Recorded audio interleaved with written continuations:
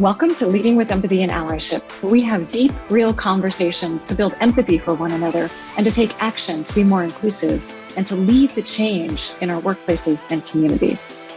I'm Melinda Epler, founder and CEO of Change Catalyst and author of How to Be an Ally.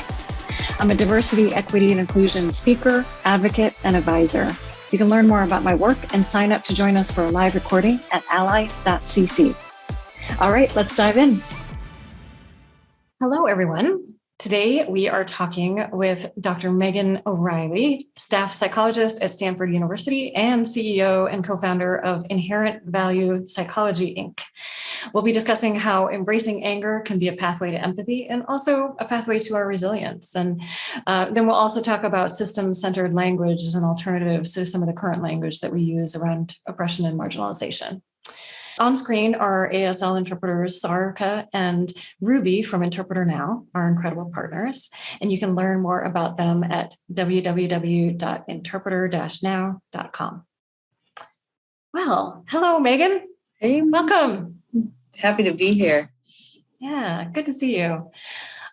So we always start with a bit about, want to learn a bit about you and your story and how you came to do the work that you do today. Mm-hmm. As a psychologist, I'm a story keeper. So it's nice when I get a chance to share a little bit about my story. And my story, like so many of us, begins with the story of others. So I am one of three siblings. I'm actually the baby. I think birth order can be important sometimes. And I am a first-generation Caribbean American. So my parents were born and raised in Jamaica and came over in their early 20s. And I share that because that is one of the formative parts of my identity and my story. Another formative part is that when I was around 4, my mom joined the Air Force. So she was a nurse in the Air Force before she recently retired. And that allowed us to move around quite a bit.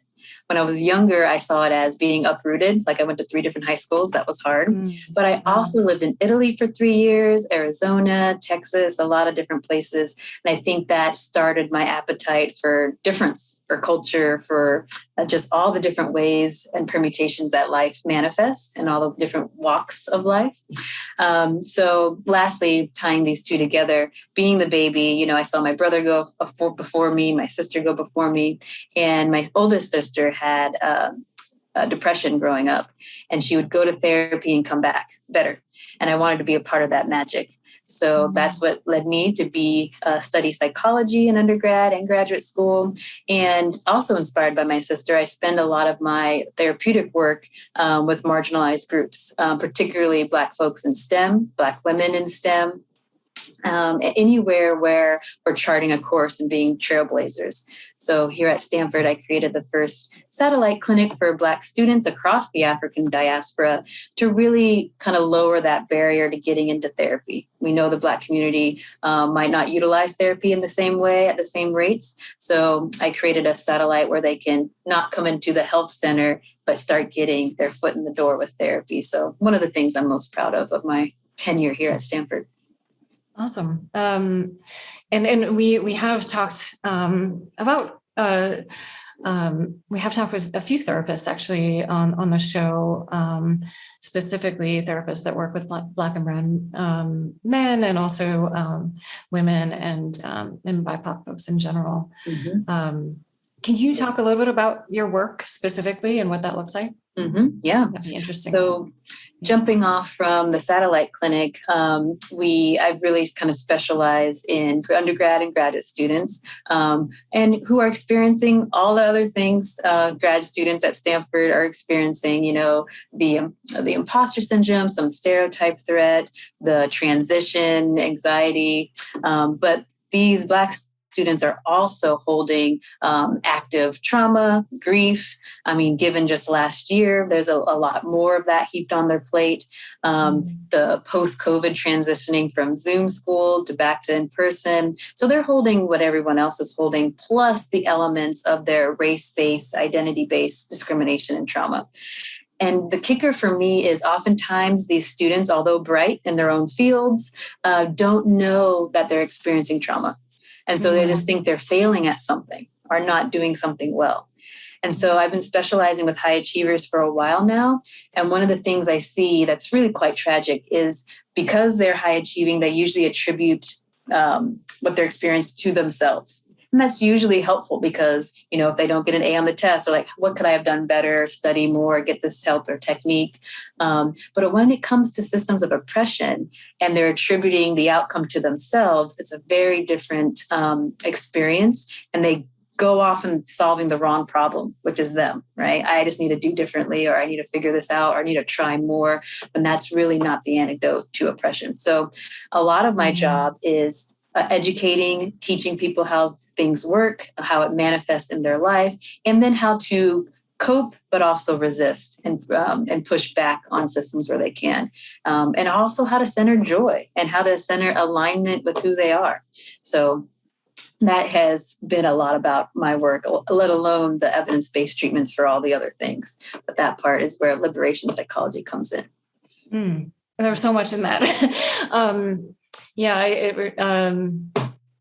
When I first started working on diversity, equity, and inclusion, so much of the work to date, fixing women that have imposter syndrome, yes, fixing, creating ERGs, which are important and important for community building, important for finding a place where you can really belong, and also not the answer to fixing those systemic problems.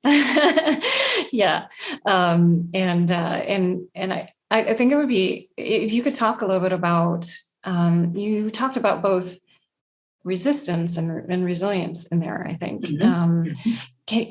Can you talk a little bit about that resistance piece and how that shows up? Yeah, I would love to, because to underscore your point, I think as a culture and as a society, we love an individual problem, or when we can house a problem in an individual, because then we can kind of disrobe ourselves of the onus of participating in the solution. Like, oh, they just need to do something better. Women just need to lean in, or XYZ. So what liberation psychology really looks at, and I think it's by design that not even I got taught liberation psychology in my graduate school. It's something I had to find later on and really teach myself. But so there's coping strategies, which helps us kind of get by, stay afloat in something that's stressful. And then there's resistance strategies, which teaches us what's wrong with the situation outside of us feeling poorly about it, and then tries to teach us what are the ways I can maintain myself and push back towards creating something more either equitable or fair. So let's take one of my most common but very important experiences. Let's say you are a student in a toxic lab. Your lab, for whatever reason, isn't edifying to you in some way.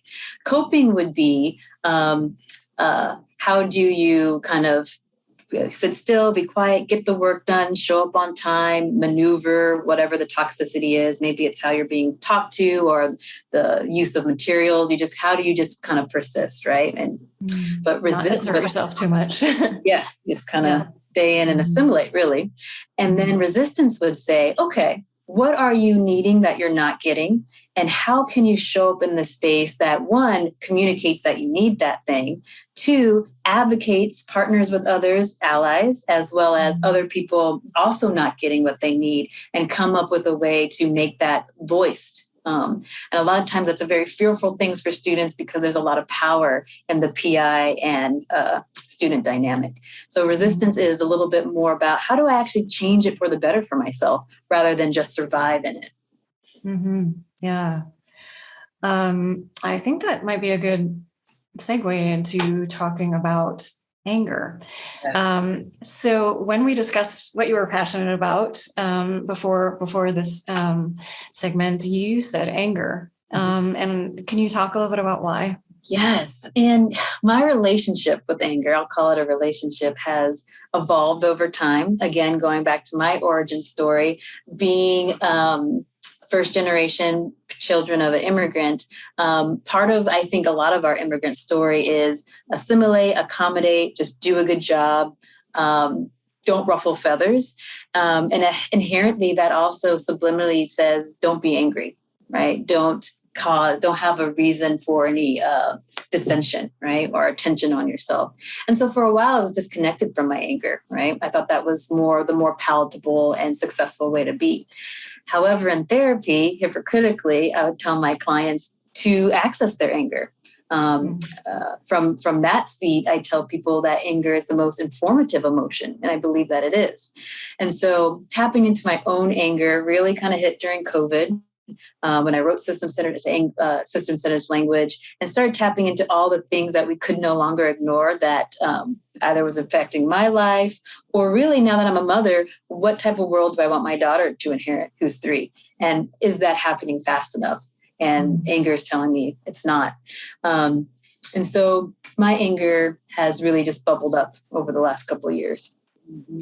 Yeah, I mean, there's definitely some stereotypes and biases around Black people, specifically around anger, Black women, the angry Black woman, and also when assessing leadership skills and potential, looking often at Black people in general, and especially Black women, as being too assertive and too overbearing, whereas a white man with a similar trait would be seen as leadership material. Yeah, that's angry. Yeah, mm-hmm. Yeah. So you get this double bind. You're taught to suppress it, or at least really highly encouraged to avoid consequences by suppressing it. But then when you do, there's harms to the self. And I talk about this a lot in counseling. You feel like you don't have your own back. You start to implode that anger and it starts to erode on the inside out. So I like giving people anger 101, right? 1, we know that anger is natural because it's a part of our fight or flight system. Our parasympathetic nervous system is triggered when a boundary has been crossed. 2, it also is, like I said, very informative. When you're angry about something, it's teaching you about your interaction with yourself and the environment.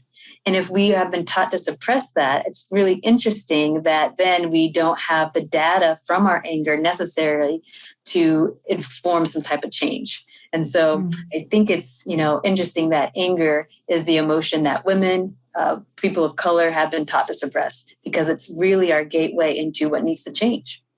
Yeah. I think that I just want to kind of reiterate what you said, make sure that was really heard, that boundary is being crossed. And that is crucial to people who have been marginalized and oppressed and to really understand that boundary has been crossed. And that is not, going back to what you said earlier, that is not me. It is the system. It is the people around me, and it's the system. Yeah. And so how do you, there is kind of healthy anger and anger that can continue beyond, I think, what is healthy. How do you work with that? How do you know what's healthy anger? Yes, because there is unhealthy or at least unhelpful anger. Yeah. And so I like to say appropriate anger because sometimes healthy and unhealthy connotate different things for different people. And everyone has an anger story. Maybe they have someone in their family who was angry. So when they hear the word anger, they think of that person and they don't want to be like that. So everyone has a relationship with anger. And so I like to say appropriate anger is the type where there's a win-win, where you get to express what boundary has been crossed: physical, when someone touches your hair, emotional, spiritual, intellectual, time boundaries. Yes, we can have boundaries with our time and energy, any of those domains, right? So you get to express that, but it also doesn't diminish the other person. That's usually when the angry becomes more on the unhealthy or unhelpful side, where it's either physically intimidation or condescension, even passive aggressive, which is usually the more female identified style, because again, we've been taught to kind of subvert that power. So the win-win of appropriate anger is you get to express it, you get to externalize it, because when we internalize it, it kind of just erodes on us. You get to externalize it without it damaging the other person. That's the intent. Now, someone might still have a reaction to your anger, because oftentimes people that benefit from you not having a boundary don't really like you asserting one. So that's something else, right? But the intent isn't to diminish dehumanize or condescend to that other person. They can still take it how they take it, but that wasn't your intent. And so that is what healthy anger can look like. Oftentimes it's a conversation, a very direct, point blank conversation. Oftentimes it's a boundary. This cannot happen again. And oftentimes it's an invitation for allyship. Like, I need this help. And so this can be different for me. All that is appropriate and useful anger. Yeah, I think about when there's a microaggression happening in the moment in the workplace, for example, that it's important as an ally to recognize when somebody is angry, when that emotion is there and present, and support that person in that moment, because that means that something, that boundary has been crossed. Yes. And also to be aware of how a person who has committed the microaggression might also become defensive, and make sure that you are there as an ally in support. Mm-hmm. Mm-hmm. Yeah. The last thing I want to say here about anger is that some anger hasn't gone away. Some boundaries are still being crossed, right? So oftentimes I have a lot of Black students who say, I can't do that, or I'll be seen as the angry Black woman, or the angry Black man, or the aggressive Black man. Or people will say, oh, you're so angry all the time. Why are you so angry? We have to acknowledge that there's been no closure to a lot of angering things, right? And so constant low-grade anger is a part of the Black experience, is a part of a lot of marginalized experiences. And we can just think about the James Baldwin quote of, being a Black person and even semi-conscious is a state of anger, because of you can't unknow what you know. You can't unfeel those real feelings. So I think there's a low-grade anger that a lot of marginalized people feel that also needs to have made room for. So how does anger relate to empathy? Yes. These two feelings are usually not seen together. If any time at the opposite ends of the spectrum, right? Yeah. But I actually think they're far more closer together than we think. Let's start with empathy. Everyone loves to talk about empathy. Empathy makes us feel good. Empathy is a good emotion. So empathy is that ability to really emotionally resonate with someone else's experience, right? To feel what they're feeling as if it were your own feelings, which is different than sympathy, which is feeling sorry for or almost pity at times. So empathy is that kind of equity in emotion. Now, anger, how these two are related is if I'm feeling robust and true empathy for someone, and I'm understanding and resonating with that experience, I also want that experience, if it's a negative one, to end for that person, right? And so on the bridge of protection or defense comes anger, right? I care for this person. I don't want them hurting. They are hurting. That angers me. Right. I want whatever that is causing that dehumanization or diminishment to end. And that galvanizes the anger. So I actually think one catalyzes the other. Yeah, interesting. And so I think I will say that working with people in companies, working with leaders in companies, and working to build empathy, working to build allyship, it takes some time to get them to that angry point. That is not a quick path for a lot of people. It takes a lot of really deeply understanding, I think, the issues, and that is a key piece of it. And then also, perhaps, and I think it would be great for you to share your thoughts here, is going to the next step of empathy is allowing yourself to have that anger, and is because that can feel uncomfortable, and it also can feel like maybe, when you feel a boundary is crossed, that's impacting your own worldview as well. Mm-hmm. What are your thoughts about that?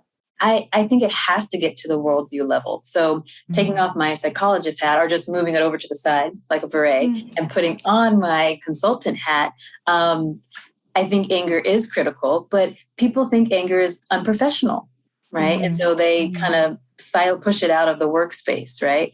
But I really, to underscore your point, that if we are feeling empathy, anger soon follows, and that is going to be that motor, that driver on actually pushing the policies that need to be different. We can empathize all day, right? And it's a big emotion, but it doesn't have the wheels that anger does. Anger galvanizes action, right? And so what I do as a consultant is I start thinking about and helping people think about, okay, if this is true, if we can enter into this other group's worldview and their process and how they're treated, and that angers us enough to really feel that co-resonance, then what are we spurred to do? So my favorite allyship quote is a famous one from Lilia Watson. And I think it underscores this point I'm trying to make about anger. She says, if you've come here to help, you're wasting your time. But if you're here because your liberation is bound up in mine, then we can work and walk together. So we have to get angry enough to the point where your harm is also harm to me. Yeah. Because we are connected, right? Through empathy or literally connected through all the systems that we share. That's another thing COVID busted open, that we are intimately connected, right? And so that anger kind of helps us get an aerial view of what's actually happening. Yeah. Yeah. And I think it is, we are bound together, right? And we are, and it is affecting all of us. And it is getting to the point of understanding and recognizing that and then doing something about it. That is the key to allyship and advocacy. Yeah. Yes. I want to circle back and just ask you, when you're embracing your anger, what anger comes up for you in this moment? What is your anger telling you at this moment in time, in this place in history? Yes. There's actually a few pain points, few boundaries or angering spots. One is, I think there's a deep conversation I'm having, my clients are having, my friends are having around their relationship to work. Right? Remote work, losing work, being out of work has spurred a great resignation, but also a great conversation on how do I integrate work into my life, not instead of how do I squeeze life into my work, right? And it's really angering to me that although we're having these intrapersonal epiphanies about how we want to work, where we want to work, what we want to do for work, the systems of capitalism are still such that many of us won't be able to manifest some of those dreams and still keep a roof over our head, right? So that's still very angering to me. And I just noticed, Oh, sorry. Did you want to finish your thought there? I just noticed some of my privileges and being able to maneuver in some ways that other people can't. I read an article recently that made me angry. It was discussing that there are more jobs available right now than there are people to fill them. And at the same time, there's the people that aren't currently available and out of work aren't filling those because we've had this kind of rethinking and reclaiming almost of what we want work to be, and that people are not willing to make compromises on that right now. So they're not taking those jobs. And there was a quote from, I don't remember who it was, but there was a quote from an executive from a company that said, well, we're just kind of waiting it out because eventually they're going to have to take the jobs. That made me angry. As it should. Yeah. That is not okay. Huge power play. They could say starving them out, right? Yeah. Right. And that is, I do hope that our collective anger and our collective rethinking and reevaluating what work is and what we want work to be does actually transform work. Yes, it could. It's going to take a lot of sacrifice. And then the other thing that's continuing to anger me, which is bigger than the work microcosm, is the waning in allyship, really. So something I've been holding with my clients is the surge of last summer, and the wokeness, and all the statements. And then what most of my clients are experiencing as a drop off of that fervor, of that cadence in their workspaces. There's less resources, there's less town halls. It's really been dwindling over time. And that angers me because Black lives still matter. Black lives have always mattered. But it seems like in these crisis inflection points, that's when we, cyclically surge and show up, and then it dies down again. So the fact that it dies down is very angry. Yeah. Me too. Yeah. As an ally, me too. Quite angry about that. And working obviously here, continuing to do the work, to keep it in conversation, to keep the actions happening, to keep people learning and growing as allies. And I do think that there are still a lot of people that are activated, and some people need to be reminded, especially as, I do have, and we talked about burnout in our last episode, and so many folks are experiencing a lot of things in their lives right now, and it is really important to keep the allyship going, and keep working to create the systemic change and also the interpersonal change that's needed. Mm-hmm. And as a fairly early career consultant, DI practitioner, I had to learn that the hard way, that there's some corporations that kind of want a checkbox or kind of want the veneer of doing the work. And there's others that really want to do long range, consistent systems work. And I had to come up with my own litmus test of who I consult with, who I actually work with, because I don't want to make a place look hospitable and then it's hostile to people that go there. So it was actually a very trying time. I took all of last October off just due to my own racial trauma, just all the work and the burden and holding other people while I was going through it myself. So I gave myself a month off last year just to recruit, just to replenish. So maybe that is a good place to go back in, because we mentioned resistance and resilience. So let's talk a little bit about that resilience piece. What does resilience look like, and particularly in the work that you do, what does that look like? Yes. Well, straight out the gate, I like to say that resilience requires replenishment. It's not resilience whenever something comes, a buzzword, it loses its original power and purpose.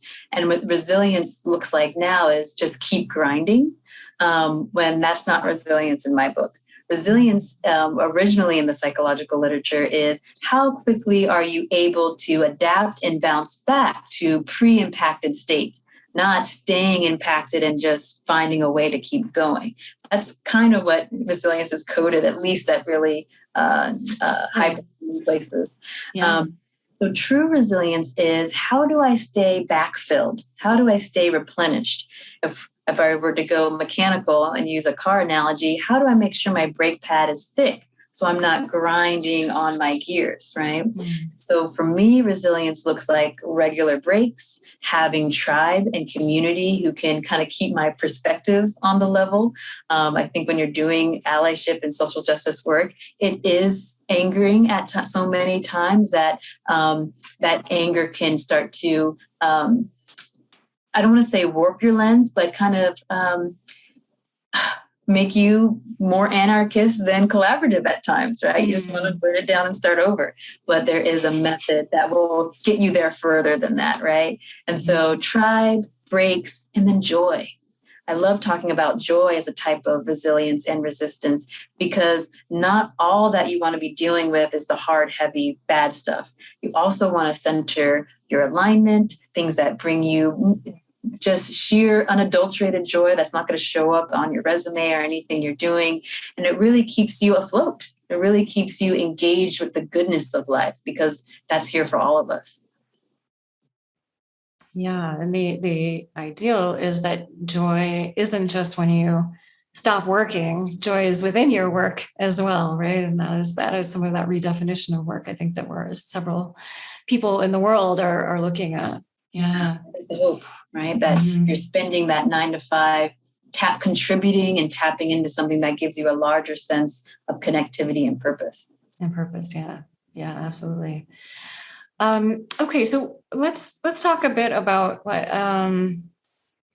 I want to ask you first, actually, before we go into system-centered language, which I think is actually related, is how do we build more empathy for each other? What actions can we take to build more empathy for each other? What does that look like?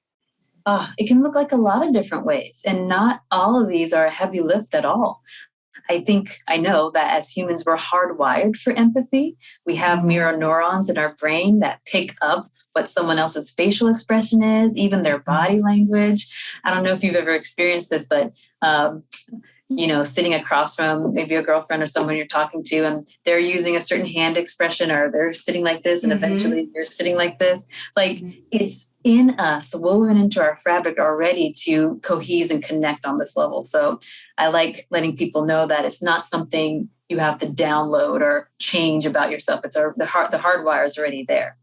And then one of the lowest lifts is to really listen to understand, right? As a professional listener, this is easy for me now, but a lot of our conversation is listen to respond or listen to rebut. But a lot of us have lost sight on how to listen to just understand. And when you're doing that when you're silent when the person's done. Right. Yeah, right. You're silent when the person's done. That means the last thing they're said is still hitting your earwaves and still digesting. And then you're starting the cognitive work of what do I want to respond with. But if you finish and I'm already talking, then I'm probably constructing that as you are still talking. So a low-hanging fruit is add more silence, add more listening space in our conversations. That could be step one. Then step two is a little harder, maybe mid-hanging fruit, would be to enter into that other person's worldview. What are the contexts and the structures and the parameters and the factors that give rise to that person thinking and feeling the way they do? This is hard because it asks us, maybe even demands us to put ourselves aside for a moment, right? And how our worldview, how the world works for us, and enter into how it works for somebody else. And that can run us into a lot of contradictions, a lot of new knowledge, a lot of discomfort. How the world works for me as a heterosexual person is very different for how the world works for someone of the LGBT community.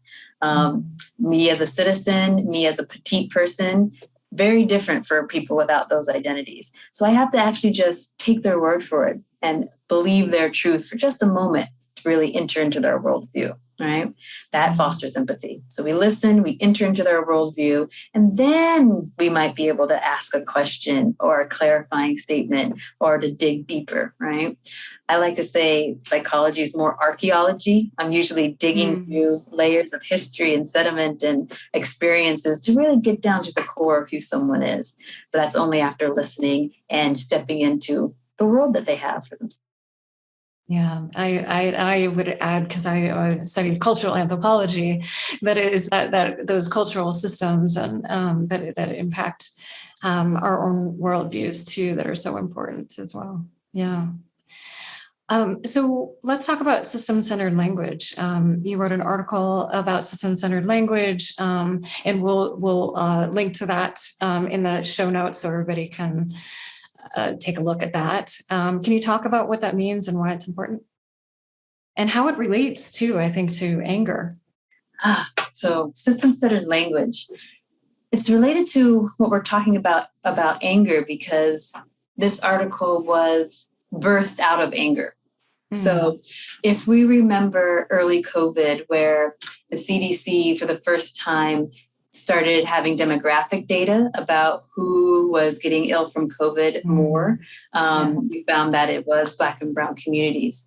And I was reading articles and watching the news, of course, like we all were, about how this was unfolding. And I started seeing a certain language, and I started feeling some type of way about that language. Like, I was starting to feel angry. Language like vulnerable populations, at risk. And as an academic with a statistics background, and when you write about research, you often use that language. But in just, one day of like lamenting about the whole situation, all the grief, all the trauma, the disproportionate loss, I just started writing down all those words: at risk, disproportionate, vulnerable, underrepresented. And it dawned on me that what was irking me about those terms is that it housed the vulnerability or the at-riskness in the person, right? It made it sound like these groups of people were just inherently weaker, sicker in some way. And so I just started writing about this. And system-centered language, what it is a call to action to center the system, to ode to the system when we're talking about how people experience oppression. So, for example, in the medical model, in the medical field, we already have person-first language. So instead of saying an alcoholic, I would say someone struggling with alcoholism. Mm-hmm. And the purpose there, and we probably felt the shift in that example, is to humanize the person, to separate them out of their struggle. And so you inherently treat them different, right? If they're just not this thing, they're someone struggling with this disorder, right? And we need that for oppression. So, for example, instead of saying at risk, that this group of people, Blacks, Latinx folks, are just at risk for COVID, perhaps they've been more exposed, right? More often to be those frontline workers, right? Not able to work remotely. So they're exposed to more harm, more likely to live near toxic plants and food deserts. They're more exposed and just inherently at risk. That's a system issue. Right. Vulnerable. Now, this is a big one. Vulnerability in psychology is something a little different, where we have the courage to show up as our authentic selves. That type of vulnerability is good. But this medical vulnerability makes it sound like a group of people are inherently, sicker or weaker. So instead of vulnerable, we've been systemically prohibited from healthy outlets or healthy strategies, right? So we're prohibited, not vulnerable. And then there's the easy one, when people say historical. That inherently makes us think of some way gone past time when it's actually very current, right? So that's another shift. And then disproportionately. I believe that disproportionate findings is the signature of the system. Why is it that one group is so disproportionately affected by something? So instead of disproportionately, we can say systemically, right? There's something at play that is causing the skew, right? So disproportionately, systemically impacted. And then this one isn't mine from the article. I found it out in the world. People in different disciplines have been writing into me about how this is shifting how they work, from grant writers to teachers. And so underrepresented, which is something we often say, I've said it many times, the system-centered language alternate is systemically excluded.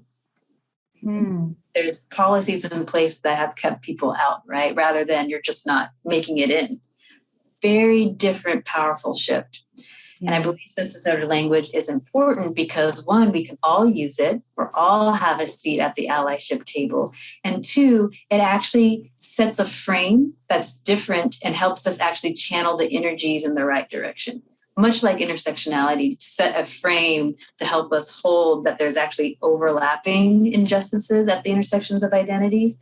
This helps us find the system in any individual struggle. Yeah, and thank you for that. Thank you for that framework, because there are a lot of those phrases are phrases that make me cringe every time I hear them. At risk, vulnerable.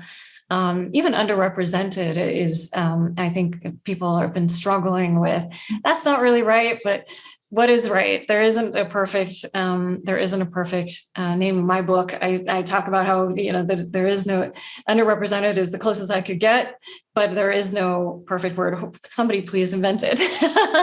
Systemically excluded. Yeah, absolutely.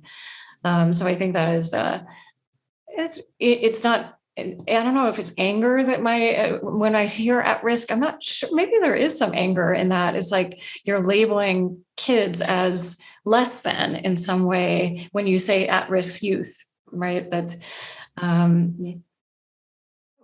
and a stereotype inherently. Yeah. Yeah. So is there anything else that we haven't touched on that you want to make sure that we do touch on this topic? I guess the one thing that I always touch on, because it's kind of my perspective in life and what I want to contribute with my life, is that all these things we're talking about, allyship, anger, empathy, system-centered language, really for me comes from a place of inherent value. That's why I founded Inherent Value Psychology, Inc. And, I'm really all about healing the worth wounds of oppression. One of the chief functions of oppression is to make you feel invaluable and dehumanize. And that all this poor treatment comes from that. And so the more that we can humanize each other and see our own value and kind of reclaim that, the better off we'll all be individually, but phenomenally collectively as well. And if we can see that your value is tied up with my value, and that when I value you, I'm also valuing me, that virtuous ripple is what I'm about galvanizing. I love that. I love that. So I usually end each episode with a call to action. And I want to ask you, what is your call to action? After listening or watching this episode, what action would you like people to take? Yes. So my call to action is a little bit of a data grab as well. I have an Excel spreadsheet going for the last year and a half, all the different system-centered language alternates. So my call to action is for anyone watching, listening, to go ahead and read the article, get familiar with that, what it means, and then be on the lookout for system-centered language alternates in your own world, in your own discipline, in your own families, and then send them to me. I'm going to gather them all and hopefully publish them so we can all have new terms and language that we can use to really change the frame. So be on the hunt for system-centered language. Awesome. And my next question, which I think is where do people go to learn more about their work? Where do people go to send them to you? Yes, definitely ivpsy.com. IVPSY is my website. There's a contact form there. And it also has all my social media handles in case people are more familiar with the direct DM. Awesome. Thank you so much for this conversation. Very healing. Thank you, Melinda. Yeah, appreciate you. Appreciate you. All right, everyone. This episode does build on previous episodes. So if you haven't listened to them, do check out episode 25 with Dr. Kevin Simon, where we talked specifically about the impact of racism on Black and Brown men. Episode 14 with Dr. Angel Acosta on moving from structural inequality to human flourishing. Definitely some themes there that are aligned. And then also episode 8 with Michael Thomas on understanding intergenerational trauma and its impact in the workplace. All of these, I think, go together hand in hand. And if you haven't listened to them or watched them, please do. You can find them at ally.cc on our website. And you heard from Meaggan. As you finish listening, make sure you take action. To learn more about this episode's topic, visit ally.cc. Allyship is a journey. It's a journey of self-exploration, learning, unlearning, healing, and taking consistent action. And the more we take action, the more we grow as leaders and transform our communities. So what action will you take today? Please share your actions and learning with us by emailing podcast@changecatalyst.co or on social media, because we'd love to hear from you. And thank you for listening. Please subscribe to the podcast and the YouTube channel and share this. Let's keep building allies around the world. Leading with Empathy and Allyship is an original show by Change Catalyst, where we build inclusive innovation through training, consulting, and events. Appreciate you listening to our show and taking action as an ally. See you next week.